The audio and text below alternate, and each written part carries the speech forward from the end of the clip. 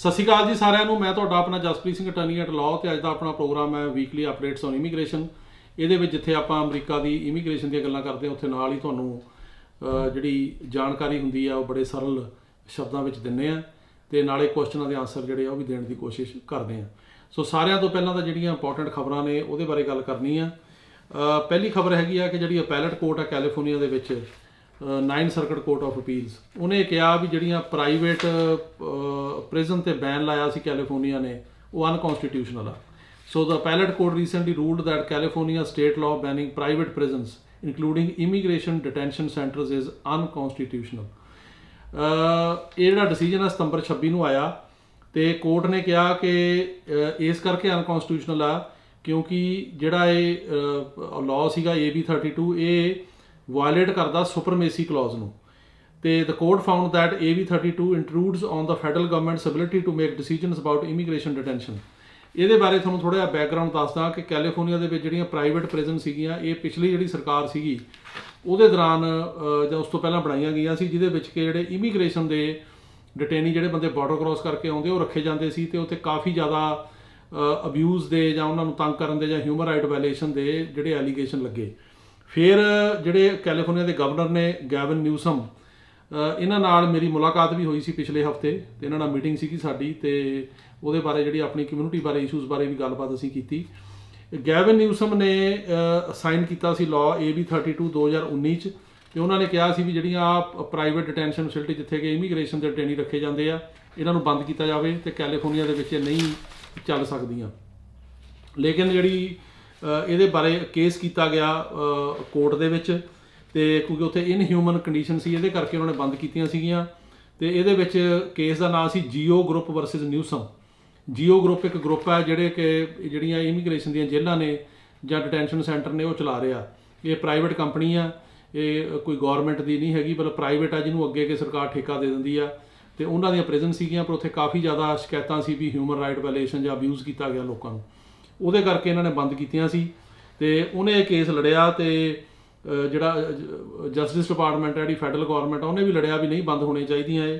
ਤੇ ਕੋਰਟ ਨੇ ਉਹਨਾਂ ਦੇ ਹੱਕ ਦੇ ਵਿੱਚ ਕੇਸ ਕਰਤਾ, ਕੈਲੀਫੋਰਨੀਆ ਸਟੇਟ ਦੇ ਖਿਲਾਫ ਕਰਤਾ ਕੇਸ ਕਿ ਕੈਲੀਫੋਰਨੀਆ ਇੱਦਾਂ ਦਾ ਲਾਅ ਨਹੀਂ ਬਣਾ ਸਕਦਾ ਜਿਹੜਾ ਕਿ ਇਹ ਕਹਿੰਦਾ ਕਿ ਇੱਥੇ ਪ੍ਰਿਜ਼ਨ ਨਹੀਂ ਹੋ ਸਕਦੀਆਂ ਕਿਉਂਕਿ ਫੈਡਰਲ ਗੌਰਮੈਂਟ ਦਾ ਰਾਈਟ ਹੈ ਇਮੀਗ੍ਰੇਸ਼ਨ ਨੂੰ ਐਡਮਿਨਿਸਟਰ ਕਰਨਾ। ਸੋ ਫੈਡਰਲ ਗੌਰਮੈਂਟ ਜਿਹੜੀ ਆ ਇਹ ਉਹਦਾ ਸਬਜੈਕਟ ਆ। ਸੋ ਜੇ ਫੈਡਰਲ ਗੌਰਮੈਂਟ ਚਾਹੁੰਦੀ ਆ ਵੀ ਜਿਹੜੇ ਇਸ ਕਿਸਮ ਦੀਆਂ ਜਿਹੜੀਆਂ ਮਤਲਬ ਪ੍ਰਾਈਵੇਟ ਡਿਟੈਂਸ਼ਨ ਸੈਂਟਰ ਬਣਾਏ ਜਾਣ ਇਮੀਗ੍ਰੇਸ਼ਨ ਦੇ ਡਿਟੇਨੀ ਨੂੰ ਰੱਖਣ ਵਾਸਤੇ, ਉਹਨੂੰ ਸਟੇਟ ਗੌਰਮੈਂਟ ਜਿਹੜੀ ਆ ਉਹ ਬੰਦ ਨਹੀਂ ਕਰ ਸਕਦੀ। ਸੋ ਇਹਦੇ ਕਰਕੇ ਇਹਨਾਂ ਨੇ ਇਹ ਜਿਹੜਾ ਸਾਰਾ ਹੈਗਾ ਇਹ ਕੀਤਾ ਤੇ ਹੁਣ ਅਪੈਲਟ ਕੋਰਟ ਨੇ ਇਹਨੂੰ ਜਿਹੜਾ ਹੈਗਾ ਉਹ ਤੋੜਤਾ ਇਸ ਕਾਨੂੰਨ ਨੂੰ ਤੇ ਉਹਨਾਂ ਨੇ ਕਿਹਾ ਕਿ ਪ੍ਰਾਈਵੇਟ ਪ੍ਰਿਜ਼ਨਾਂ ਜਿਹੜੀਆਂ ਬਣਾਈਆਂ ਜਾ ਸਕਦੀਆਂ ਨੇ। ਹੁਣ ਦੇਖੋ ਇਸ ਤੋਂ ਬਾਅਦ ਕੈਲੀਫੋਰਨੀਆ ਸਟੇਟ ਕੀ ਕਰਦੀ ਆ, ਹੋ ਸਕਦਾ ਇਹਨੂੰ ਸੁਪਰੀਮ ਕੋਰਟ 'ਚ ਅਪੀਲ ਕਰੇ ਜਾਂ ਦੁਬਾਰਾ ਰੀਹੀਅਰਿੰਗ ਵਾਸਤੇ ਰਿਕੁਐਸਟ ਕਰੇ 9 ਸਰਕਟ ਕੋਰਟ ਆਫ ਅਪੀਲ ਨੂੰ। ਦੂਜੀ ਜਿਹੜੀ ਇੰਪੋਰਟੈਂਟ ਖਬਰ ਆ ਉਹ ਇਹ ਹੈਗੀ ਆ ਵੀ ਇੱਕ ਨਵਾਂ ਬਿੱਲ ਇੰਟਰੋਡਿਊਸ ਕੀਤਾ ਗਿਆ। ਸੈਨੇਟਰ ਐਲੈਕਸ ਪਡੀਆ ਜਿਹੜੇ ਕਿ ਕੈਲੀਫੋਰਨੀਆ ਦੇ ਸੈਨੇਟਰ ਨੇ ਤੇ ਇਹਨਾਂ ਨਾਲ ਮੇਰੀਆਂ ਵੀ ਕਈ ਮੀਟਿੰਗਾਂ ਹੋਈਆਂ ਨੇ ਇਮੀਗ੍ਰੇਸ਼ਨ ਦੇ ਇਸ਼ੂ ਬਾਰੇ, ਖਾਸ ਕਰਕੇ ਜਿਹੜੀ ਅੰਬੈਸੀ ਚੇਂਜ ਕਰਨੀ ਆ ਉਹਨਾਂ ਨੂੰ ਰਿਕੁਐਸਟ ਕਰ ਰਹੇ ਆ ਕਿ ਬੰਬੇ ਤੋਂ ਦਿੱਲੀ ਲੈ ਕੇ ਆਈ ਜਾਵੇ। ਸੋ ਇਹਨਾਂ ਨਾਲ ਕਾਫੀ ਸਾਡੀਆਂ ਮੀਟਿੰਗਾਂ ਪਿਛਲੇ ਸਮੇਂ ਦੌਰਾਨ ਹੁੰਦੀਆਂ ਰਹੀਆਂ ਨੇ ਤੇ ਬਹੁਤ ਅੱਛੇ ਚੰਗੇ ਇਨਸਾਨ ਨੇ ਇਮੀਗ੍ਰੇਸ਼ਨ ਦੇ ਹੱਕ 'ਚ ਨੇ। ਤੇ ਇਹ ਸੈਨੇਟਰ ਨੇ ਕੈਲੀਫੋਰਨੀਆ ਤੋਂ, ਇਹਨਾਂ ਨੇ ਇੱਕ ਬਿੱਲ ਇੰਟਰੋਡਿਊਸ ਕੀਤਾ ਆ ਜਿਹੜਾ ਬਿੱਲ ਕਿ ਜਿਹੜੇ ਇੱਥੇ ਬੰਦੇ ਰਹਿ ਰਹੇ ਨੇ ਉਹਨਾਂ ਨੂੰ ਲੀਗਲ ਪਰਮਾਨੈਂਟ ਸਟੇਟਸ ਦਿਵਾਉਣ ਵਾਸਤੇ ਆ। ਤੇ ਉਹਨਾਂ ਨੇ ਕਿਹਾ ਕਿ ਜਿਹੜੇ ਬੰਦੇ 7 ਸਾਲ ਤੋਂ ਉੱਤੇ ਅਮਰੀਕਾ 'ਚ ਰਹਿ ਰਹੇ ਆ ਤੇ ਉਹ ਬੰਦੇ ਅਪਲਾਈ ਕਰ ਸਕਦੇ ਆ ਗ੍ਰੀਨ ਕਾਰਡ ਲਈ। ਤੇ ਉਹਨਾਂ ਨੇ ਜਿਹੜਾ ਉਹ ਰਜਿਸਟਰੀ ਆ ਉਹਨੂੰ ਚੇਂਜ ਕਰਨ ਵਾਸਤੇ ਬਿੱਲ ਕੀਤਾ ਗਿਆ ਕਿ ਜਿਹੜੀ ਰਜਿਸਟਰੀ ਦੀ ਪ੍ਰੋਵੀਜ਼ਨ ਉਹ ਚੇਂਜ ਕੀਤੀ ਜਾਵੇ। ਤੇ ਉਹਨਾਂ ਨੇ ਕਿਹਾ ਕਿ ਜਿਹੜੀ ਰਜਿਸਟਰੀ ਆ ਇਹ 1929 ਦੇ ਵਿੱਚ ਕ੍ਰੀਏਟ ਕੀਤੀ ਗਈ ਸੀ ਤੇ ਉਹਦੀ ਡੇਟ ਸਿਰਫ 4 ਵਾਰੀ ਕਾਂਗਰਸ ਨੇ ਚੇਂਜ ਕੀਤੀ ਆ। ਲਾਸਟ ਟਾਈਮ 1986 ਦੇ ਵਿੱਚ ਜਦੋਂ ਕਿ ਡੇਟ 1972 ਕਰਤੀ ਸੀ। ਹੁਣ ਡੇਟ ਜਿਹੜੀ ਆ ਉਹ ਹੈਗੀ ਆ ਵੀ ਜਨਵਰੀ 1972 ਤੋਂ ਪਹਿਲਾਂ ਜਿਹੜਾ ਬੰਦਾ ਵੀ ਇੱਥੇ ਆਇਆ ਉਹ ਬੰਦਾ ਪੱਕਾ ਹੋ ਸਕਦਾ, ਪਰ ਉਹ 72 ਵਾਲੇ ਬੰਦੇ ਤਾਂ ਹੁਣ ਬਹੁਤ ਘੱਟ ਨੇ ਜਾਂ ਕੋਈ ਹੋਣੇ ਹੀ ਨਹੀਂ ਤੇ ਉਹ ਡੇਟ ਉਸ ਤੋਂ ਬਾਅਦ ਅੱਗੇ ਮੂਵ ਹੀ ਨਹੀਂ ਹੋਈ। ਸੋ ਇਹਨਾਂ ਨੇ ਬਿੱਲ ਕੀਤਾ ਵੀ ਜਿਹੜੇ 7 ਸਾਲ ਤੋਂ ਉੱਤੇ ਰਹਿ ਰਹੇ ਨੇ ਬੰਦੇ ਇੱਥੇ ਤੇ ਉਹਨਾਂ ਨੇ ਕੋਈ ਕ੍ਰਾਈਮ ਵਗੈਰਾ ਨਹੀਂ ਕੀਤਾ ਤੇ ਉਹਨਾਂ ਨੂੰ ਜਿਹੜਾ ਹੈਗਾ ਇਸ ਰਜਿਸਟਰੀ ਵਾਲੇ ਜਿਹੜਾ ਪ੍ਰੋਵੀਜ਼ਨ ਆ ਉਹਦੇ ਅੰਡਰ ਪੱਕਾ ਕੀਤਾ ਜਾਵੇ। ਤੇ ਉਹਨਾਂ ਨੇ ਜਿਹੜਾ ਬਿੱਲ ਦਾ ਨਾਮ ਹੈਗਾ renewing immigration provisions of immigration act of 1929 ਤੇ ਇਹਨਾਂ ਨੇ ਕਿਹਾ ਵੀ ਜਿਹੜੀ ਰਜਿਸਟਰੀ ਦੀ ਡੇਟ ਹੈ ਰੋਲਿੰਗ ਕਰ ਦਿੱਤੀ ਜਾਵੇ ਕਿ ਹਰ 7 ਸਾਲਾਂ ਬਾਅਦ ਜਿਹੜੀ ਉਹ ਹੈਗੀ ਰਜਿਸਟਰੀ ਆਪਣੇ ਆਪ ਹੀ ਰਿਨਿਊ ਹੋ ਜਾਵੇ ਤੇ ਜਿਹੜੇ 7 ਸਾਲ ਤੋਂ ਜ਼ਿਆਦਾ ਦੇਰ ਦੇ ਇੱਥੇ ਰਹਿ ਰਹੇ ਆ ਉਹਨਾਂ ਬੰਦਿਆਂ ਨੂੰ ਗ੍ਰੀਨ ਕਾਰਡ ਦਾ ਜਿਹੜਾ ਰਸਤਾ ਹੈਗਾ ਉਹ 'ਤੇ ਪਾਇਆ ਜਾਵੇ। ਤੇ the bill would require 7 years of continuous residence in the United States before an individual could apply for green card under the registry provision। ਵੀ 7 ਸਾਲ ਉਹ ਬੰਦਾ ਇੱਥੇ ਰਿਹਾ ਹੋਵੇ, ਉਹਦੇ ਕਰਕੇ ਉਹ ਫਿਰ ਰਜਿਸਟਰੀ ਜਿਹੜੀ ਉਹਦੇ ਅੰਡਰ ਉਹ ਅਪਲਾਈ ਜਿਹੜਾ ਹੈ ਉਹ ਕਰ ਸਕੇਗਾ।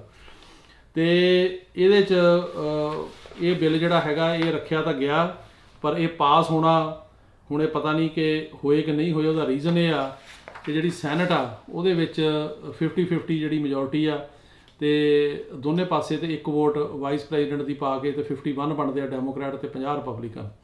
ਕਈ ਬਿੱਲਾਂ ਦੇ ਵਿੱਚ ਫਿਲੇਬਸਟਰ ਲਾ ਦਿੰਦੇ ਆ, ਉਹਦੇ ਕਰਕੇ 60 ਸੈਨੇਟਰਾਂ ਦੀ ਲੋੜ ਹੁੰਦੀ ਆ।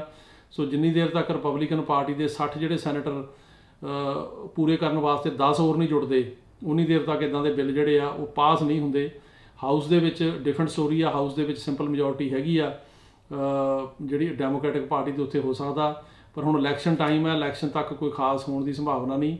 ਪਰ ਜੇ ਇਹ ਬਿੱਲ ਜਿਹੜਾ ਹੈਗਾ ਉਹ ਸੈਨੇਟ ਦੇ ਵਿੱਚ ਇਹ ਦੇਖਣਾ ਵੀ ਕਿੰਨਾ ਕੁ ਅੱਗੇ ਵੱਧਦਾ ਆ। ਪਰ ਜੇ ਫਿਲੇਬਸਟਰ ਦੇ ਅੰਡਰ ਆ ਗਿਆ ਫਿਰ 60 ਵੋਟਾਂ ਚਾਹੀਦੀਆਂ, ਉਹ ਇਸ ਟਾਈਮ 'ਤੇ ਪੂਰੀਆਂ ਹੋਣੀਆਂ ਬੜੀਆਂ ਜਿਹੜੀਆਂ ਹੈਗੀਆਂ ਉਹ ਮੁਸ਼ਕਿਲ ਆ। ਸੋ ਚੰਗਾ ਕਦਮ ਹੈ ਬਿੱਲ ਜਿਹੜਾ ਰੱਖਿਆ, ਕਿਉਂਕਿ ਇਹ ਇਸ ਕਿਸਮ ਦਾ ਹੋਣਾ ਚਾਹੀਦਾ। ਬਹੁਤ ਸਾਲਾਂ ਤੋਂ ਬੰਦੇ ਇੱਥੇ ਰਹਿ ਰਹੇ ਨੇ ਜਿਹੜੇ ਵਿਚਾਰਿਆਂ ਦਾ ਕੋਈ ਕਸੂਰ ਨਹੀਂ, ਤੇ ਉਹਨਾਂ ਦਾ ਇਹੀ ਕਸੂਰ ਆ ਵੀ ਇੱਥੇ ਐਂਟਰ ਕਰ ਗਏ ਜਾਂ ਇੱਥੇ ਰਹਿ ਰਹੇ ਹੈਗੇ ਆ ਉਹ ਇਲੀਗਲ ਤਰੀਕੇ ਨਾਲ, ਪਰ ਉਸ ਤੋਂ ਬਾਅਦ ਉਹਨਾਂ ਨੇ ਕੋਈ ਲਾਅ ਹੋਰ ਵਾਇਲੇਟ ਨਹੀਂ ਕੀਤਾ ਇੱਥੋਂ ਦਾ, ਕੋਈ ਕ੍ਰਿਮੀਨਲ ਜਾਂ ਸਿਵਲ ਲਾਜ਼, ਤੇ ਇਸ ਕਰਕੇ ਉਹਨਾਂ ਨੂੰ ਇੱਥੇ ਪੱਕਾ ਕਰਨਾ ਚਾਹੀਦਾ ਆ। ਸੋ ਬਿੱਲ ਇੱਕ ਅੱਛਾ ਕਦਮ ਹੈ, ਪਰ ਇਹਦੇ ਪਾਸ ਹੋਣ ਦੀ ਉਮੀਦ ਜਿਹੜੀ ਉਹ ਬੜੀ ਘੱਟ ਹੈ। ਉਹਦੇ ਦੋ ਕਾਰਨ ਨੇ। ਪਹਿਲਾ ਕਾਰਨ ਤਾਂ ਇਲੈਕਸ਼ਨ ਹੈ। ਇੱਥੇ ਹੁਣ ਜਿਵੇਂ ਮੈਂ ਲਾਸਟ ਟਾਈਮ ਤੁਹਾਨੂੰ ਦੱਸਿਆ ਸੀ ਕਿ ਨਵੰਬਰ ਦੇ ਵਿੱਚ ਇਲੈਕਸ਼ਨ ਹੈਗੀ ਆ, ਤੇ ਉਹਦੇ ਵਿੱਚ ਇਲੈਕਸ਼ਨ ਦੇ ਵਿੱਚ ਤੈਅ ਹੋਏਗਾ ਕਿ ਕਿਹੜੀ ਪਾਰਟੀ ਦੀ ਮੈਜੋਰਟੀ ਜਿਹੜੀ ਆ ਉਹ ਸੈਨੇਟ ਤੇ ਹਾਊਸ 'ਚ ਆਉਂਦੀ ਆ। ਜੇ ਡੈਮੋਕ੍ਰੈਟਿਕ ਪਾਰਟੀ ਦੀ ਮੈਜੋਰਟੀ ਆਉਂਦੀ ਆ ਹਾਊਸ ਤੇ ਸੈਨੇਟ ਦੇ ਵਿੱਚ, ਉਹਦਾ ਇਮੀਗ੍ਰੇਸ਼ਨ ਨੂੰ ਫਾਇਦਾ ਹੋਏਗਾ। ਜੇ ਰਿਪਬਲਿਕਨ ਪਾਰਟੀ ਦੀ ਆਉਂਦੀ ਆ ਤਾਂ ਉਹਨਾਂ ਦਾ ਜਿਹੜਾ ਪਲੇਟਫਾਰਮ ਆ ਉਹ ਇਮੀਗ੍ਰੇਸ਼ਨ ਦੇ ਜ਼ਿਆਦਾ ਫੇਵਰ 'ਚ ਨਹੀਂ ਆ। ਉਹਨਾਂ ਦਾ ਪਲੇਟਫਾਰਮ ਤਾਂ ਇਹੀ ਆ ਵੀ ਬਾਰਡਰ ਸਕੇਅਰ ਕਰੋ, ਬੰਦੇ ਆਉਣ ਤੋਂ ਰੋਕੋ, ਜਿਹੜੇ ਆਉਂਦੇ ਆ ਡਿਪੋਰਟ ਕਰੋ, ਇਸ ਕਿਸਮ ਦਾ ਹੈਗਾ ਵੀ ਬਾਰਡਰ ਦੇ ਉੱਤੇ ਹੋਰ ਸਖਤੀ ਕਰੋ, ਬਸ ਇਹੀ ਪਲੇਟਫਾਰਮ ਆ। ਸੋ ਇਸ ਕਰਕੇ ਜਿਹੜੇ ਇੱਥੇ ਬੰਦੇ ਰਹਿ ਰਹੇ ਆ ਉਹਨਾਂ ਬਾਰੇ ਉਹ ਚੁੱਪ ਨੇ, ਤੇ ਉਹ ਹੁਣ ਜੇ ਉਹ ਆਉਂਦੇ ਨੇ ਤਾਂ ਦੇਖਣ ਵਾਲੀ ਗੱਲ ਹੋਏਗੀ ਵੀ ਕੀ ਕਰਨਗੇ, ਜੋ ਕਿ ਚਾਂਸ ਘਟ ਜਾਣਗੇ ਇਮੀਗ੍ਰੇਸ਼ਨ ਰਿਫਾਰਮ ਦੇ। ਪਰ ਜੇ ਡੈਮੋਕ੍ਰੈਟਿਕ ਪਾਰਟੀ ਦੀ ਜਿਹੜੀ ਮੈਜੋਰਟੀ ਇੱਕ ਵਾਰੀ ਫੇਰ ਆ ਜਾਂਦੀ ਆ, ਉਹਦਾ ਇਮੀਗ੍ਰੇਸ਼ਨ ਨੂੰ ਜਿਹੜਾ ਡੈਫੀਨਿਟਲੀ ਫਾਇਦਾ ਹੋਏਗਾ। ਹੁਣ ਦੇਖਣ ਵਾਲੀ ਗੱਲ ਹੈ ਬਿੱਲ ਦਾ ਕੀ ਹੁੰਦਾ। ਬਿੱਲ ਚੰਗਾ ਕਦਮ ਹੈ, ਬਹੁਤ ਵਧੀਆ ਉਪਰਾਲਾ ਕੀਤਾ ਸੈਨੇਟਰ ਐਲੈਕਸ ਪਡੀਆ ਨੇ, ਪਰ ਇਹ ਬਿੱਲ ਪਾਸ ਹੋਣ ਦੀ ਉਮੀਦ ਜਿਹੜੀ ਆ ਉਹ ਇਸ ਟਾਈਮ 'ਤੇ ਨਹੀਂ ਜ਼ਿਆਦਾ ਲੱਗਦੀ, ਉਮੀਦ ਬਹੁਤ ਘੱਟ ਹੈ। ਅਗਲੀ ਜਿਹੜੀ ਖਬਰ ਹੈਗੀ ਆ ਜੀ ਉਹ ਹੈਗੀ ਆ ਕਿ ਜਿਹੜੀ ਸਰਕਾਰ ਆ ਉਹਨੇ ਜਿਹੜੀ ਰਜਿਸਟ੍ਰੇਸ਼ਨ ਓਪਨ ਕਰਤੀ ਆ ਡਾਇਵਰਸਿਟੀ ਵੀਜ਼ਾ ਲੋਟਰੀ ਦੀ। So the state department has started accepting online applications for 2024 diversity visa lottery.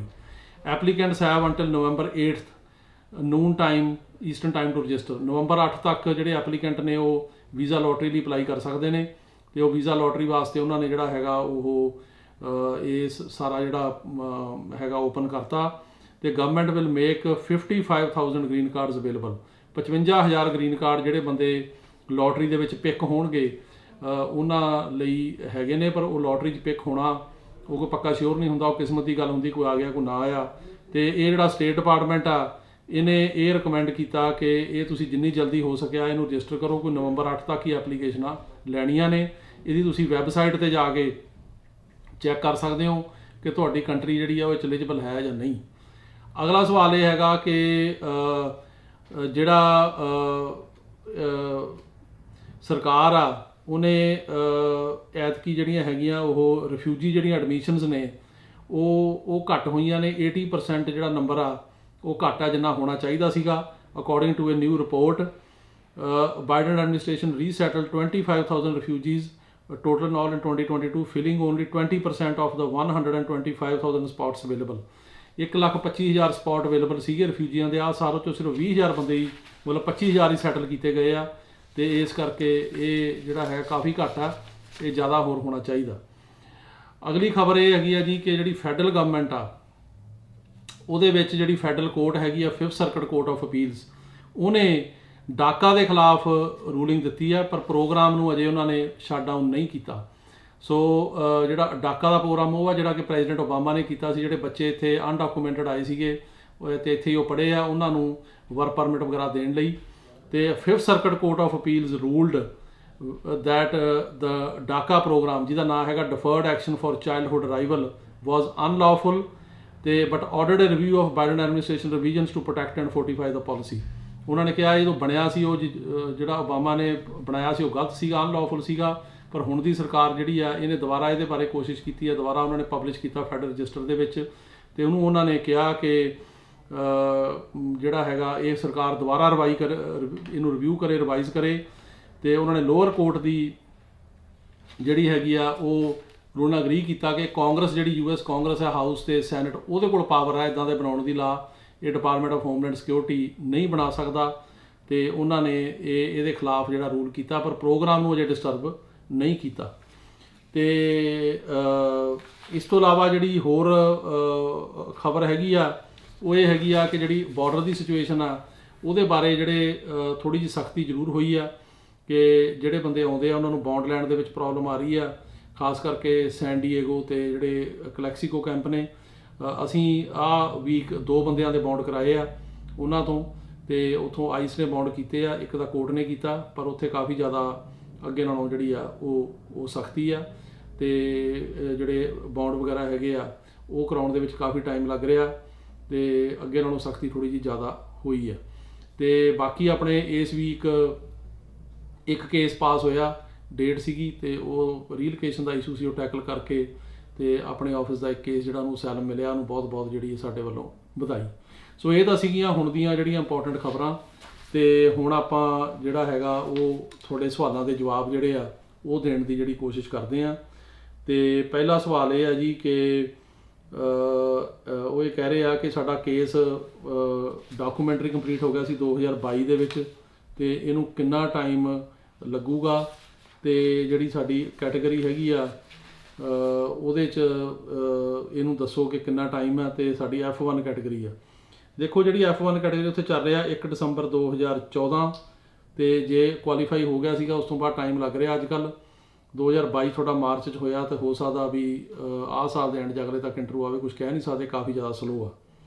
ਅਗਲਾ ਸਵਾਲ ਹੈ ਜੀ ਕਿ ਮੇਰੀ PD ਹੋ ਗਈ ਸੀਗੀ ਮਾਰਚ 2010 'ਚ, ਤੇ ਉਦੋਂ ਬਾਅਦ ਮੈਂ ਜਿਹੜੀ ਹੈਗੀ ਆ ਉਹ ਕੈਟਾਗਰੀ ਚੇਂਜ ਕੀਤੀ ਆਪਣੀ।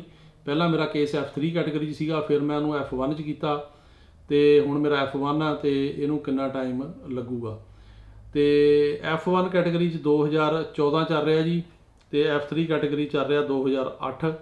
ਸੋ ਜੇ ਤੁਹਾਡਾ 2010 ਦਾ ਕੇਸ ਹੈਗਾ ਡਾਕੂਮੈਂਟਰੀ ਕੁਆਲੀਫਾਈ, ਉਦੋਂ ਸਾਰੇ ਡਾਕੂਮੈਂਟ ਐਕਸੈਪਟ ਹੋਏ ਨੇ, ਤਾਂ ਵਾਰੀ ਆਉਣੀ ਚਾਹੀਦੀ ਆ, ਕਿਉਂਕਿ ਇਹ ਤੁਸੀਂ ਇਹਨੂੰ ਪਰਸਿਊ ਕਰੋ, ਕਿਉਂਕਿ ਉੱਥੇ ਹੁਣ 2014 ਚੱਲ ਰਿਹਾ ਉਸ ਕੈਟਾਗਰੀ 'ਚ।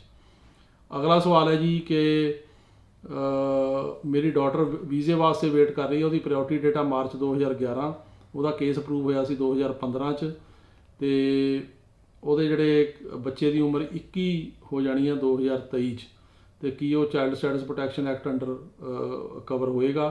ਤੁਸੀਂ ਮੇਰਾ ਖਿਆਲ ਹੈ ਗੱਲ ਕਰ ਰਹੇ ਹੋ F3 ਕੈਟਾਗਰੀ ਦੀ, ਕਿਉਂਕਿ ਜੇ ਤੁਸੀਂ ਆਪਣੀ ਮੈਰਿਡ ਬੱਚੀ ਦਾ ਅਪਲਾਈ ਕੀਤਾ ਤੇ ਉਹ F3 ਕੈਟਾਗਰੀ 'ਚ ਹੀ ਹੋ ਸਕਦਾ। ਉਹਦੇ ਚੱਲ ਰਿਹਾ 2008, ਤੇ 2011 ਦੀ ਪ੍ਰਾਇਓਰਟੀ ਡੇਟ ਆ, ਜੇ ਘੱਟੋ ਘੱਟ 3-4 ਸਾਲ ਹੋਰ ਲੱਗ ਸਕਦੇ ਆ। ਤੇ ਜੇ 15 'ਚ ਅਪਰੂਵ ਹੋਇਆ ਸੀ, 11 ਤੋਂ 15 4 ਸਾਲ ਉਹ ਹੋ ਗਏ, ਤੇ ਜੇ ਬੱਚੇ ਦੀ ਉਮਰ 21 ਹੋ ਗਈ ਤਾਂ ਉਹ ਟਾਈਮ ਵਿੱਚੋਂ ਕੱਢਿਆ ਜਾਊਗਾ। ਤੇ ਜੇ ਅਪਰੂਵਲ ਦਾ ਜਿਹੜਾ ਟਾਈਮ ਹੈ ਤੇ ਅਪਲਾਈ ਕਰਨ ਦਾ ਟਾਈਮ, ਉਹ ਅਸੀਂ ਜਦੋਂ ਪ੍ਰਾਇਓਰਟੀ ਡੇਟ ਕਰਨ ਹੁੰਦੀ ਉਹ 'ਚੋਂ ਕੱਢਦੇ ਹਾਂ। ਜੇ ਉਸ ਟਾਈਮ 21 ਸਾਲ ਤੋਂ ਘੱਟ ਉਮਰ ਰਹਿ ਜਾਂਦੀ ਹੈ ਤਾਂ ਫਿਰ child stats protection act cover ਕਰੂਗਾ, ਉਹਦੀ ਕੈਲਕੂਲੇਸ਼ਨ ਹੈ ਉਹਦੇ ਅੰਡਰ ਆਉਣਾ ਪੈਣਾ।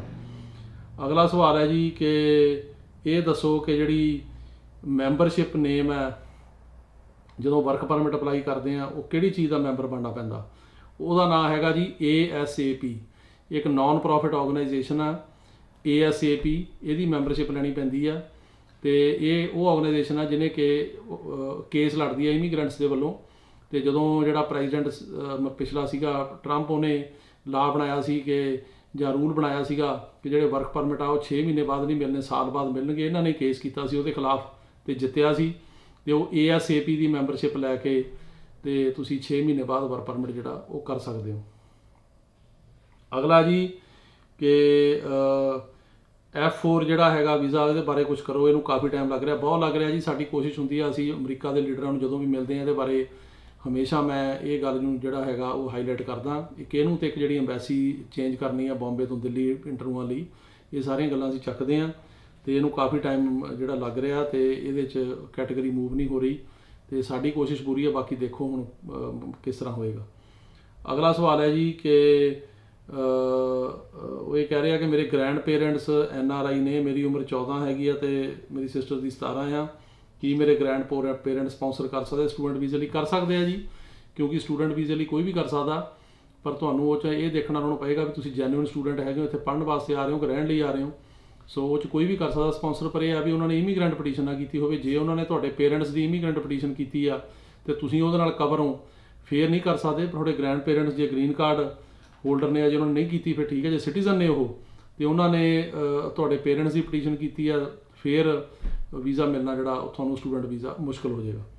ਅਗਲਾ ਸਵਾਲ ਹੈ ਜੀ ਕਿ ਅਸੈਲਮ ਕੇਸ ਮੂਵ ਕਰਾਉਣਾ ਚਾਹੀਦਾ ਕਿ ਨਹੀਂ ਨਿਊਯਾਰਕ 'ਚ? ਡਿਪੈਂਡ ਕਰਦਾ ਜੀ ਕਿ ਤੁਹਾਡੀ ਜਿਹੜੀ ਹੈਗੀ ਆ ਸਿਚੁਏਸ਼ਨ ਕੀ ਹੈਗੀ ਆ, ਤੁਸੀਂ ਕਿਹੜੀ ਸਟੇਟ 'ਚ ਰਹਿੰਦੇ ਹੋ, ਕਿਉਂਕਿ ਜਿਹੜੇ ਕੇਸ ਹੈਗੇ ਆ ਇਹ ਉੱਥੇ ਮੂਵ ਹੁੰਦੇ ਜਿੱਥੇ ਤੁਸੀਂ ਰਹਿੰਦੇ ਹੋ। ਤੁਹਾਡੀ ਜਿਹੜੀ ਜੂਰਿਸਡਿਕਸ਼ਨ ਆ ਉਸ ਕੋਰਟ ਕੋਲ ਹੁੰਦੀ ਆ, ਜਿਹੜੀ ਕੋਰਟ ਦੇ ਵਿੱਚ ਤੁਹਾਡਾ ਫਿਜ਼ੀਕਲ ਐਡਰੈਸ ਆ। ਸੋ ਜੇ ਤੁਹਾਡਾ ਫਿਜ਼ੀਕਲ ਐਡਰੈਸ ਜਿਹੜਾ ਹੈਗਾ ਉਹ ਕਿਸੇ ਹੋਰ ਸਟੇਟ 'ਚ ਤੁਹਾਡੇ ਕੋਲ ਪ੍ਰੂਫ ਹੈਗੇ ਆ ਉਹਦੇ, ਫਿਰ ਤੁਸੀਂ ਮੂਵ ਕਰਾ ਸਕਦੇ ਹੋ ਕੇਸ।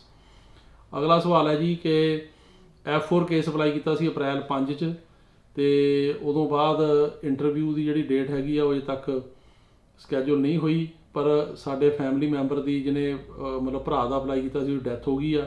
ਕੀ ਉਹਦੀ ਫੈਮਿਲੀ ਆ ਸਕਦੀ ਹੈ? ਮੁਸ਼ਕਲ ਹੈ ਜੀ, ਕਿਉਂਕਿ ਜਿਹੜਾ ਪਟੀਸ਼ਨਰ ਆ ਜਿਹਨੇ ਅਪਲਾਈ ਕੀਤਾ ਜਾਂ ਜਿਹੜਾ ਬੈਨੀਫੀਸ਼ਰੀ ਹੈ, ਜੇ ਉਹਨਾਂ ਵਿੱਚੋਂ ਕਿਸੇ ਦੀ ਵੀ ਡੈਥ ਹੋ ਜਾਵੇ ਤਾਂ ਜਿਹੜੇ ਉਹਦੇ ਅੱਗੇ ਹੁੰਦੇ ਨੇ ਡਿਪੈਂਡੈਂਟ ਜਿਵੇਂ ਬੱਚੇ ਜਾਂ ਸਪਾਊਸ, ਉਹ ਨਹੀਂ ਲੈ ਸਕਦੇ।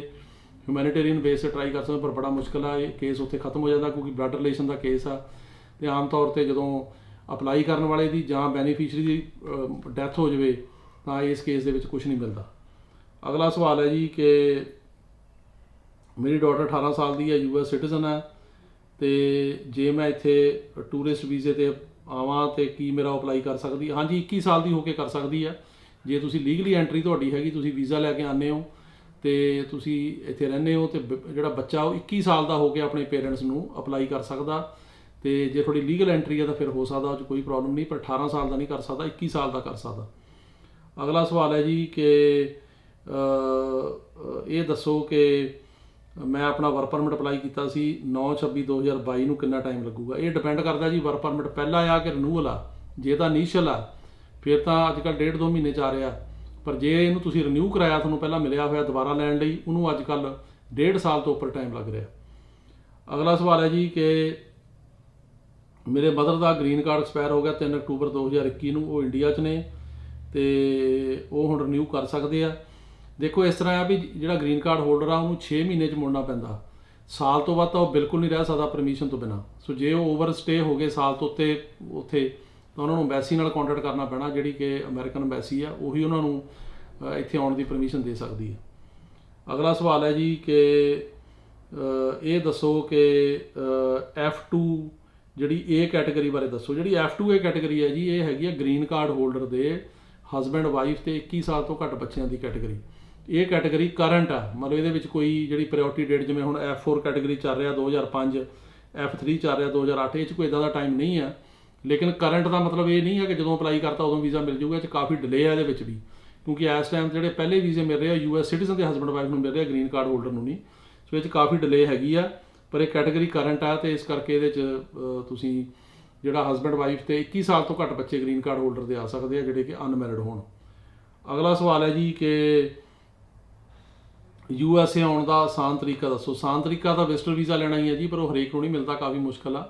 ਸੋ ਵਿਜ਼ਟਰ ਵੀਜ਼ਾ ਤੁਸੀਂ ਟਰਾਈ ਕਰ ਸਕਦੇ ਹੋ, ਕਈ ਵਾਰੀ ਮਿਲਦਾ, ਕਈ ਵਾਰ ਨਹੀਂ ਮਿਲਦਾ, ਤੇ ਉਹੀ ਤਰੀਕਾ। ਬਾਕੀ ਤਾਂ ਹੋਰ ਜਿਹੜੀਆਂ ਕੈਟਾਗਰੀਆਂ ਨੇ ਉਹ ਤੁਸੀਂ ਕੁਆਲੀਫਾਈ ਕਰੋਗੇ ਤਾਂ ਹੀ ਆ ਸਕਦੇ ਹੋ, ਅਦਰਵਾਈਜ਼ ਨਹੀਂ।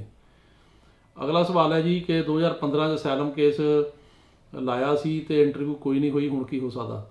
ਤੁਸੀਂ ਇੰਟਰਵਿਊ ਲੈਣ ਵਾਸਤੇ ਅਸੈਲਮ ਆਫਿਸ ਨੂੰ ਰਿਕੁਐਸਟ ਕਰ ਸਕਦੇ ਹੋ, ਪਰ ਉਹਦਾ ਮਤਲਬ ਇਹ ਨਹੀਂ ਕੋਈ ਇੰਟਰਵਿਊ ਦੇ ਹੀ ਦੇਣਗੇ, ਉਹ ਤੁਹਾਨੂੰ ਆਪਣੇ ਸਿਸਟਮ 'ਚ ਪਾ ਦੇਣਗੇ। ਤਾਂ ਇੰਟਰਵਿਊਆਂ ਕਈ ਵਾਰ ਸਕੈਜੂਲ ਕਰ ਦਿੰਦੇ ਆ। ਸੋ ਜਿਹੜਾ ਅਸੈਲਮ ਆਫਿਸ ਲੋਕਲ ਤੁਹਾਨੂੰ ਪੈਂਦਾ, ਤੁਸੀਂ ਉਹਦੇ ਨਾਲ ਕੰਟੈਕਟ ਕਰੋ, ਉਹਨੂੰ ਈਮੇਲ ਕਰੋ, ਜਾਂ ਉੱਥੇ ਆਪ ਜਾ ਕੇ ਆਓ ਅਪਾਇੰਟਮੈਂਟ ਬਣਾ ਕੇ। ਕਈ ਅਸੈਲਮ ਆਫਿਸ ਦੇ ਵਿੱਚ ਫਰਾਈਡੇ ਵਾਲੇ ਦਿਨ ਅਪਾਇੰਟਮੈਂਟ ਹੁੰਦੀ ਆ, ਤੇ ਉਹ ਤੁਹਾਡਾ ਕੇਸ ਜਿਹੜਾ ਹੈਗਾ ਉਹ ਤੁਹਾਨੂੰ ਡੇਟ ਦੇ ਸਕਦੇ ਆ। ਅਗਲਾ ਸਵਾਲ ਹੈ ਜੀ ਕਿ ਮੇਰੀ ਮਾਸਟਰ ਡੇਟ 2024 'ਚ ਹੈ ਲੂਜ਼ੀਆਨਾ, ਤੇ ਜੱਜ ਮੇਰਾ ਜਿਹੜਾ ਹੈਗਾ ਉਹ ਕੇਸ ਫੇਲ ਕਰਦਾ, ਤੇ ਕੀ ਮੈਂ ਆਪਣਾ ਕੇਸ ਮੂਵ ਕਰਾ ਸਕਦਾ? ਦੇਖੋ, ਮੂਵ ਕਰਾਉਣ ਲਈ ਤੁਹਾਨੂੰ ਮੂਵ ਹੋਣਾ ਪੈਣਾ, ਇੱਦਾਂ ਕੇਸ ਮੂਵ ਨਹੀਂ ਹੁੰਦਾ। ਉਹ ਲਾ ਇਹ ਹੈਗਾ ਕਿ ਜਿਹੜੀ ਸਟੇਟ ਦੇ ਵਿੱਚ ਤੁਸੀਂ ਰਹਿੰਦੇ ਹੋ ਉੱਥੇ ਕੇਸ ਜਿਹੜਾ ਉਹ ਚੱਲਦਾ, ਜੇ ਤੁਸੀਂ ਰਹਿੰਦੇ ਹੀ ਲੂਜ਼ੀਆਨਾ 'ਚੋਂ ਫਿਰ ਤੁਹਾਡਾ ਕੇਸ ਜਿਹੜਾ ਉਹ ਕਿਸ ਤਰ੍ਹਾਂ ਮੂਵ ਹੋ ਸਕਦਾ। ਸੋ ਜੇ ਤੁਸੀਂ ਮੂਵ ਕੇਸ ਕਰਾਉਣਾ ਤੁਹਾਨੂੰ ਪਹਿਲਾਂ ਆਪ ਮੂਵ ਹੋਣਾ ਪੈਣਾ। ਜੇ ਤੁਸੀਂ ਨਿਊਯਾਰਕ ਕਰਾਉਣਾ ਜਾਂ ਕਿਤੇ ਹੋਰ ਕਰਾਉਣਾ ਤੁਸੀਂ ਆਪ ਜਾ ਕੇ ਉੱਥੇ ਰਹੋ ਅਤੇ 3 ਪ੍ਰੂਫ ਚਾਹੀਦੇ ਆ ਘੱਟੋ ਘੱਟ। ਉਹ ਪ੍ਰੂਫ ਇਕੱਠੇ ਕਰੋ ਆਪਣੇ ਜਿਹੜੇ ਰੈਜ਼ੀਡੈਂਸ ਦੇ, ਜਿਸ ਤਰ੍ਹਾਂ ਕਿ ਤੁਹਾਡਾ ਬੈਂਕ ਸਟੇਟਮੈਂਟ ਹੋ ਗਈ, ਲੀਜ਼ ਹੋ ਗਈ, ਹੋਰ ਕੋਈ ਬਿੱਲ ਹੋ ਗਏ ਤੁਹਾਡੇ ਨਾਂ 'ਤੇ, ID ਹੋ ਗਈ, ਡਰਾਈਵਰ ਲਾਇਸੈਂਸ, ਇਸ ਕਿਸਮ ਦੇ ਪ੍ਰੂਫ, ਤੇ ਫਿਰ ਉਹ ਚੇਂਜ ਹੋ ਸਕਦਾ। ਪਰ ਤੁਹਾਨੂੰ ਨਿਊਯਾਰਕ ਦੇ ਵਿੱਚ ਜਾ ਕੇ ਰਹਿਣਾ ਪੈਣਾ। ਅਗਲਾ ਸਵਾਲ ਹੈ ਜੀ ਕਿ ਇਹ ਦੱਸੋ ਕਿ ਬਾਰਡਰ ਕ੍ਰਾਸ ਕਰਕੇ ਅਮਰੀਕਾ ਦੀ ਸਿਟੀਜ਼ਨਸ਼ਿਪ ਕਿੰਨੀ ਦੇਰ ਬਾਅਦ ਮਿਲਦੀ ਆ। ਸਿਟੀਜ਼ਨਸ਼ਿਪ ਦਾ ਬਾਰਡਰ ਕ੍ਰਾਸ ਕਰਨਾ ਕੋਈ ਸੰਬੰਧ ਨਹੀਂ, ਉਹਦਾ ਸੰਬੰਧ ਗ੍ਰੀਨ ਕਾਰਡ ਨਾਲ ਆ। ਵੀ ਜਦੋਂ ਕੋਈ ਬੰਦਾ ਗ੍ਰੀਨ ਕਾਰਡ ਹੋਲਡਰ ਬਣ ਜਾਂਦਾ, ਜੇ ਤਾਂ ਉਹ US ਸਿਟੀਜ਼ਨ ਨਾਲ ਮੈਰਿਡ ਆ ਅਤੇ US ਸਿਟੀਜ਼ਨ ਨੂੰ 3 ਸਾਲ ਤੋਂ ਉੱਤੇ ਹੋ ਗਏ ਗ੍ਰੀਨ ਕਾਰਡ ਹੋਲਡਰ ਹੋਏ ਨੂੰ, ਤਾਂ ਉਹ 3 ਸਾਲਾਂ ਬਾਅਦ ਸਿਟੀਜ਼ਨ ਬਣ ਸਕਦਾ। ਅਤੇ ਜਿਹੜੇ ਬੰਦੇ ਨੂੰ ਸਿਟੀਜ਼ਨ ਨਾਲ ਮੈਰਿਜ ਨਹੀਂ ਹੈਗੀ, ਉਹਨੂੰ ਗ੍ਰੀਨ ਕਾਰਡ ਅਸਾਈਲਮ ਦੀ ਬੇਸ 'ਤੇ ਮਿਲਿਆ ਜਾਂ ਮਾਂ-ਬਾਪ ਤੋਂ ਮਿਲਿਆ ਜਾਂ ਭੈਣ ਭਰਾ ਦੀ ਕੈਟੇਗਰੀ ਜਾਂ ਕੰਮ ਵੱਲੋਂ ਮਿਲਿਆ, ਉਹ 5 ਸਾਲਾਂ ਬਾਅਦ ਕਰ ਸਕਦਾ। ਸੋ 5 ਸਾਲ ਇੱਥੇ ਰਹਿਣਾ ਪੈਂਦਾ। ਉਸ ਤੋਂ ਬਾਅਦ ਉਹ ਟੈਸਟ ਹੁੰਦਾ, ਤੁਹਾਡਾ ਬੈਕਗਰਾਊਂਡ ਚੈੱਕ ਹੁੰਦਾ, ਫਿਰ ਕਰ ਸਕਦੇ ਹੋ। ਅਤੇ ਲੇਕਿਨ ਉਹਦੇ ਵਾਸਤੇ ਤੁਹਾਡਾ ਗ੍ਰੀਨ ਕਾਰਡ ਹੋਣਾ ਜ਼ਰੂਰੀ ਹੈ। ਜੇ ਗ੍ਰੀਨ ਕਾਰਡ ਤੁਹਾਡੇ ਕੋਲ ਹੈਗਾ ਫਿਰ ਹੀ ਅੱਗੇ ਸਿਟੀਜ਼ਨਸ਼ਿਪ ਅਪਲਾਈ ਹੁੰਦੀ ਹੈ। ਅਗਲਾ ਸਵਾਲ ਹੈ ਜੀ ਕਿ ਇਹ ਦੱਸੋ ਕਿ F4 ਕੈਟੇਗਰੀ 2006 ਮਈ 'ਚ ਅਪਰੂਵ ਹੋਇਆ ਸੀ, ਅਤੇ ਅਪਲਾਈ ਕੀਤਾ ਸੀ 2010 'ਚ ਅਪਰੂਵ ਹੋਇਆ ਸੀ, ਅਤੇ ਗ੍ਰੈਂਡਸਨ ਦਾ ਜਿਹੜਾ ਬਰਥ ਹੈ 97 ਦਾ ਹੈਗਾ, ਕਵਰ ਹੋਊਗਾ। ਅਜੇ 6 ਦੀ ਵਾਰੀ ਨਹੀਂ ਆਈ, ਸਾਲ ਡੇਢ ਸਾਲ ਹੋਰ ਲੱਗ ਸਕਦਾ। ਅਤੇ ਤੁਹਾਡਾ ਜੇ 6 'ਚ ਅਪਰੂਵ ਹੋਇਆ, 6 'ਚ ਅਪਲਾਈ ਹੋਇਆ, 10 'ਚ ਅਪਰੂਵ ਹੋਇਆ, 4 ਸਾਲ ਦਾ ਟਾਈਮ ਹੈਗਾ। ਅਤੇ ਇਹ ਜਿਹੜੀ ਉਮਰ ਹੈਗੀ ਆ ਇਹ ਦੇਖਣੀ ਪੈਣੀ ਹੈ ਵੀ ਜਦੋਂ ਪ੍ਰਾਇਓਰਟੀ ਡੇਟ ਕਰੰਟ ਹੋਊਗੀ ਉਦੋਂ ਕਿੰਨੀ ਉਮਰ ਆ ਉਹਦੀ। ਜੇ ਉਮਰ ਉਸ ਟਾਈਮ 'ਤੇ ਉਹਦੀ 21 ਸਾਲ ਤੋਂ ਜਿਹੜੀ ਆ ਉਹ ਜ਼ਿਆਦਾ ਹੋਊਗੀ ਤਾਂ ਇਹ ਟਾਈਮ ਜਿਹੜਾ ਹੈਗਾ 2006 ਤੋਂ 10 ਵਾਲਾ ਉਹ 'ਚੋਂ ਕੱਢਿਆ ਜਾਂਦਾ। ਜੇ ਕੱਢ ਕੇ 21 ਤੋਂ ਘੱਟ ਰਹਿ ਗਿਆ ਤਾਂ ਉਹ ਕਵਰ ਹੋ ਸਕਦਾ। ਤੋ ਚਾਈਲਡ ਸਟੈਟਸ ਪ੍ਰੋਟੈਕਸ਼ਨ ਐਕਟ ਦੀਆਂ ਜਿਹੜੀਆਂ ਸ਼ਰਤਾਂ ਨੇ ਜੇ ਉਹਦੇ ਅੰਡਰ ਉਹ ਆ ਗਿਆ ਫਿਰ ਕਵਰ ਹੋ ਸਕਦਾ। ਅਗਲਾ ਸਵਾਲ ਹੈ ਜੀ ਕਿ F3 ਕੇਸ ਗ੍ਰੀਨ ਕਾਰਡ ਮਿਲਣ ਦੀ ਕੀ ਟਾਈਮਿੰਗ ਹੈ। ਜਿਹੜਾ F3 ਕੇਸ ਹੈ ਜੀ ਇਹ 'ਚ ਚੱਲ ਰਿਹਾ 22 ਨਵੰਬਰ 2008। ਸੋ ਇਹ ਦੇਖ ਲਓ ਵੀ ਕਿੰਨੇ ਸਾਲ ਲੱਗਦੇ ਆ, ਕਾਫੀ ਸਲੋ ਆ। ਅਗਲਾ ਸਵਾਲ ਹੈ ਜੀ ਕਿ ਇਹ ਦੱਸੋ ਕਿ ਜਿਹੜਾ F4 ਅਤੇ F3 ਦੇ ਵਿੱਚ ਇੰਨਾ ਟਾਈਮ ਕਿਉਂ ਲੱਗ ਰਿਹਾ, ਕਿੰਨਾ ਟਾਈਮ ਲੱਗ ਰਿਹਾ। ਦੇਖੋ ਜੀ F4 ਕੈਟੇਗਰੀ ਦੇ ਵਿੱਚ ਤਾਂ 15 ਸਤੰਬਰ 2005 ਅਤੇ F3 'ਚ 22 ਨਵੰਬਰ 2008। ਇਹ ਜ਼ਿਆਦਾ ਡਿਲੇ ਇਸ ਕਰਕੇ ਆ ਕਿ ਜਿਹੜਾ ਬੈਕਲੌਗ ਸੀਗਾ, ਇੱਕ ਤਾਂ ਹੁਣ ਪਿੱਛੇ ਮਹਾਂਮਾਰੀ ਤੁਹਾਨੂੰ ਪਤਾ ਏਡੀ ਵੱਡੀ ਬਿਮਾਰੀ ਹੋ ਕੇ ਹਟੀ ਆ ਵਰਲਡ 'ਚ, ਉਹਦੇ ਕਰਕੇ ਕੁਛ ਜਿਹੜਾ ਪਿਛਲਾ ਪ੍ਰੈਜ਼ੀਡੈਂਟ ਸੀ ਟਰੰਪ, ਉਹਨੇ ਬੈਨ ਲਾਤਾ ਸੀ ਇਹਨਾਂ ਕੈਟੇਗਰੀਆਂ 'ਤੇ, ਉਹਦੇ ਕਰਕੇ ਡਿਲੇ ਹੋ ਗਈ। ਅਤੇ ਅੰਬੈਸੀ ਜਿਹੜੀ ਸੀਗੀ ਉਹ ਦਿੱਲੀ ਤੋਂ ਮੁੰਬਈ ਮੂਵ ਕਰਤੀ, ਉੱਥੇ ਇੰਟਰਵਿਊਆਂ ਘੱਟ ਹੁੰਦੀਆਂ, ਇੱਦਾਂ ਦੇ ਕਾਰਨ ਨੇ ਜਿਹਦੇ ਕਰਕੇ ਕਿ ਇੰਨਾ ਜ਼ਿਆਦਾ ਬੈਕਲੌਗ ਜਿਹੜਾ ਉਹ ਹੋਇਆ। ਅਗਲਾ ਸਵਾਲ ਹੈ ਜੀ ਕਿ ਸਟੂਡੈਂਟ ਵੀਜ਼ੇ ਵਾਲੇ ਬੱਚੇ ਦੇ ਪੇਰੈਂਟਸ ਨੇ ਮਿਲਣ ਜਾਣਾ ਹੋਵੇ ਤਾਂ ਕੀ ਉਹ ਜਾ ਸਕਦਾ। ਵਿਜ਼ਟਰ ਵੀਜ਼ਾ ਟਰਾਈ ਕਰ ਸਕਦਾ ਜੀ, ਪਰ ਕੋਈ ਪੱਕਾ ਸ਼ਿਓਰ ਨਹੀਂ ਕਿ ਮਿਲੇ ਨਾ ਮਿਲੇ, ਉਹ ਇਹ ਮਤਲਬ ਵਿਜ਼ਟਰ ਵੀਜ਼ੇ ਦੀ ਕੋਸ਼ਿਸ਼ ਕਰ ਸਕਦਾ। ਅਗਲਾ ਸਵਾਲ ਹੈ ਜੀ ਕਿ ਇਹ ਦੱਸੋ ਕਿ F4 ਕੈਟੇਗਰੀ ਜਿਹੜੀ ਆ ਇਹਦੇ ਬਾਰੇ ਤੁਸੀਂ ਅਮਰੀਕਾ ਦੇ ਲੀਡਰਾਂ ਨਾਲ ਗੱਲ ਕਰੋ। ਅਸੀਂ ਕਰਦੇ ਹਾਂ ਜੀ, ਜਿੱਥੇ ਵੀ ਕੋਈ ਮੌਕਾ ਮਿਲਦਾ ਮੈਂ ਇਹਦੇ ਬਾਰੇ ਜ਼ਰੂਰ ਗੱਲ ਕਰਦਾ ਵੀ ਫਾਸਟ ਕਰੋ, ਕਿਉਂਕਿ ਬਹੁਤ ਜ਼ਿਆਦਾ ਸਲੋ ਆ। ਸੋ ਇਹ ਤੇਜ਼ ਹੋਣਾ ਚਾਹੀਦਾ। ਅਗਲਾ ਸਵਾਲ ਹੈ ਜੀ ਕਿ ਮੈਂ ਕੈਨੇਡਾ 'ਚ ਆਇਆ ਸੀ ਵਿਜ਼ਟਰ ਵੀਜ਼ੇ 'ਤੇ, ਹੁਣ ਮੈਂ ਅਮਰੀਕਾ 'ਚ ਆ ਗਿਆ ਅਤੇ ਕੀ ਮੈਂ ਪੋਲੀਟੀਕਲ ਅਸਾਈਲਮ ਦਾ ਕੇਸ ਲਾ ਸਕਦਾ। ਹਾਂਜੀ, ਲਾ ਸਕਦੇ ਹੋ। ਅਸਾਈਲਮ ਦਾ ਕੇਸ ਤਾਂ ਇੱਥੇ ਕੋਈ ਵੀ ਲਾ ਸਕਦਾ, ਪਰ ਉਹ ਕੇਸ ਸੱਚਾ ਹੋਣਾ ਚਾਹੀਦਾ। ਜਿਹੜੇ ਅਸਾਈਲਮ ਦੇ 5 ਗਰਾਊਂਡ ਨੇ ਉਹਨਾਂ ਦੇ ਵਿੱਚ ਤੁਹਾਡਾ ਕੇਸ ਹੋਣਾ ਚਾਹੀਦਾ, ਜਿਨ੍ਹਾਂ ਵਿੱਚ ਪੋਲੀਟੀਕਲ ਓਪੀਨੀਅਨ ਹੈ, ਰਿਲੀਜਨ ਹੈ, ਰੇਸ ਹੈ, ਨੈਸ਼ਨੈਲਿਟੀ ਹੈ, ਮੈਂਬਰਸ਼ਿਪ ਇਨ ਅ ਪਰਟੀਕੂਲਰ ਸੋਸ਼ਲ ਗਰੁੱਪ ਹੈ। ਜੇ ਉਹਨਾਂ 5 ਗਰਾਊਂਡਾਂ ਦੇ ਵਿੱਚ ਤੁਹਾਡਾ ਕੇਸ ਆਉਂਦਾ ਆ, ਤੁਹਾਨੂੰ ਪਹਿਲਾਂ ਪਰਸੀਕਿਊਸ਼ਨ ਹੋਈ ਆ, ਗਾਂਹ ਵਾਸਤੇ ਵੀ ਉਮੀਦ ਆ ਪਰਸੀਕਿਊਸ਼ਨ ਵੀ ਤੁਹਾਨੂੰ ਹੋਊਗੀ, ਤੁਹਾਨੂੰ ਖਤਰਾ ਆਪਣੀ ਕੰਟਰੀ 'ਚ ਪ੍ਰੂਫ ਹੈਗੇ ਆ, ਤਾਂ ਫਿਰ ਤੁਸੀਂ ਲਾ ਸਕਦੇ ਹੋ। ਪਰ ਉੱਦਾਂ ਹੀ ਰਹਿਣ ਵਾਸਤੇ ਜੇ ਕੁਛ ਨਹੀਂ ਫਿਰ ਨਹੀਂ ਲਾਉਣਾ ਚਾਹੀਦਾ। ਮੈਂ ਹਮੇਸ਼ਾ ਇਹੀ ਰਿਕਮੈਂਡ ਕਰਦਾ ਵੀ ਅਸਾਈਲਮ ਦਾ ਕੇਸ ਤਾਂ ਹੀ ਲਾਓ ਜੇ ਸੱਚਾ ਕੇਸ ਆ। ਅਗਲਾ ਸਵਾਲ ਹੈ ਜੀ ਕਿ I-730 ਅਪਲਾਈ ਕੀਤਾ ਸੀ 21 'ਚ, ਕਿੰਨਾ ਟਾਈਮ ਲੱਗੂਗਾ। ਇਹਨੂੰ ਅੱਜ ਕੱਲ੍ਹ ਕਾਫੀ ਟਾਈਮ ਲੱਗ ਰਿਹਾ ਜੀ, ਸਲੋ ਆ। 2 ਤੋਂ 2.5 ਸਾਲ ਦੀ ਵੇਟ ਇਹਦੇ 'ਚ ਹੈਗੀ ਆ, ਸੋ ਟਾਈਮ ਲੱਗੂਗਾ, ਤੁਹਾਨੂੰ ਵੇਟ ਕਰਨੀ ਚਾਹੀਦੀ ਹੈ। ਅਗਲਾ ਸਵਾਲ ਹੈ ਜੀ ਕਿ ਸਾਡਾ ਪਟੀਸ਼ਨਰ ਮੈਡੀਕਲ ਫੈਸਿਲਿਟੀ ਲੈ ਰਿਹਾ, ਕੀ ਇਹ 'ਤੇ ਅਸਰ ਪਏਗਾ। ਜਿਹੜੀ ਨਵੀਂ ਪਾਲਿਸੀ ਆ ਰਹੀ ਆ ਪਬਲਿਕ ਚਾਰਜ ਦੀ, ਇਹ 'ਤੇ ਫਰਕ ਪਏਗਾ ਜੇ ਲੌਂਗ ਟਰਮ ਉਹ ਮੈਡੀਕਲ ਲੈ ਰਹੇ ਆ, ਕਿਉਂਕਿ ਇੱਕ ਤਾਂ ਉਹਦੇ ਵਿੱਚ ਜਿਹੜੀ ਫੂਡ ਸਟੈਂਪਾਂ ਹੁੰਦੀਆਂ ਜਾਂ ਪੈਸੇ ਲੈਂਦੇ ਆ SSI, ਉਹ ਨਹੀਂ ਲੈਣੀ ਚਾਹੀਦੀ। ਜੇ ਲੌਂਗ ਟਰਮ ਮੈਡੀਕਲ 'ਚ ਹੈਗੇ ਤਾਂ ਫਰਕ ਪਏਗਾ, ਉਹਨਾਂ ਨੂੰ ਬੰਦ ਕਰਾਉਣੀ ਚਾਹੀਦੀ ਆ। ਉਦੋਂ ਇਲਾਵਾ ਹੈਲਥ ਇੰਸ਼ੋਰੈਂਸ ਵਗੈਰਾ ਜਿਹੜੀ ਹੈਗੀ ਆ ਉਹ ਲੈ ਲੈਣ। ਅਗਲਾ ਸਵਾਲ ਹੈ ਜੀ ਕਿ ਸਾਡਾ 2006 ਮਾਰਚ 'ਚ F4 ਕੈਟੇਗਰੀ ਦਾ ਅਪਲਾਈ ਹੋਇਆ ਸੀ ਅਤੇ ਇਹ ਹੁਣ ਲੇਟ ਕਾਫੀ ਹੁੰਦਾ ਜਾ ਰਿਹਾ, ਅਤੇ ਜੇ ਅਸੀਂ ਹੋਰ ਕਿਸੇ ਕੰਟਰੀ ਚਲੇ ਜਾਏ ਤਾਂ ਪੇਪਰ ਮਿਲ ਸਕਦੇ। ਹਾਂਜੀ, ਜੇ ਤੁਸੀਂ ਹੋਰ ਕੰਟਰੀ ਚਲੇ ਜਾਓ ਫਿਰ ਵੀ ਤੁਹਾਡੀ ਜਿਹੜੀ ਇੰਟਰਵਿਊ ਜਦੋਂ ਆਊਗੀ ਤੁਸੀਂ ਆ ਕੇ ਉੱਥੋਂ ਲੈ ਸਕਦੇ ਹੋ, ਉਹਦੇ ਨਾਲ ਕੋਈ ਫਰਕ ਨਹੀਂ ਪੈਂਦਾ। ਲੇਕਿਨ ਇਹ ਕੇਸ ਜਿਹੜਾ ਹੈਗਾ ਉਹ ਡਿਲੇ ਵਾਕਈ ਜਿਹੜੀ ਹੈਗੀ ਆ ਉਹ ਬਹੁਤ ਜ਼ਿਆਦਾ ਹੈਗੀ ਆ। ਤੇ ਅਗਲਾ ਸਵਾਲ ਹੈ ਜੀ ਕਿ ਇਹ ਦੱਸੋ ਕਿ ਮਾਸਟਰ ਹੀਅਰਿੰਗ ਨਵੰਬਰ ਵਿੱਚ ਆ, ਫਾਈਨਲ ਕਦੋਂ ਆਏਗੀ? ਇਹਦਾ ਕੁਝ ਨਹੀਂ ਕਹਿ ਸਕਦੇ ਜੀ, ਹਰੇਕ ਜੱਜ ਦਾ ਆਪੋ ਆਪਣਾ ਹਿਸਾਬ ਹੈ। ਕਈ ਕੋਰਟਾਂ 'ਚ ਡੇਟ ਜਲਦੀ ਦੇ ਦਿੰਦੇ, ਕਿ ਲੇਟ ਦੇ ਦਿੰਦੇ ਆ। ਇਹ ਹੁਣ ਡਿਪੈਂਡ ਕਰੂਗਾ ਤੁਹਾਡਾ ਕੇਸ ਕਿਹੜੀ ਜੂਰਿਸਡਿਕਸ਼ਨ 'ਚ ਕਿੱਥੇ ਆ, ਤੇ ਉਹਦੇ ਹਿਸਾਬ ਨਾਲ ਇਹ ਗੱਲ ਜਿਹੜੀ ਆ ਉਹ ਪਤਾ ਲੱਗੂਗੀ। ਸੋ ਇਹ ਸੀ ਜੀ ਤੁਹਾਡੇ ਸਵਾਲਾਂ ਦੇ ਜਵਾਬ। ਆਸ ਹੈ ਕਿ ਤੁਹਾਨੂੰ ਪ੍ਰੋਗਰਾਮ ਪਸੰਦ ਆਇਆ ਹੋਵੇਗਾ। ਇਸੇ ਤਰ੍ਹਾਂ ਫੇਰ ਮਿਲਾਂਗੇ ਅਗਲੇ ਹਫਤੇ ਇਸੇ ਪ੍ਰੋਗਰਾਮ 'ਚ। ਸਤਿ ਸ਼੍ਰੀ ਅਕਾਲ ਜੀ।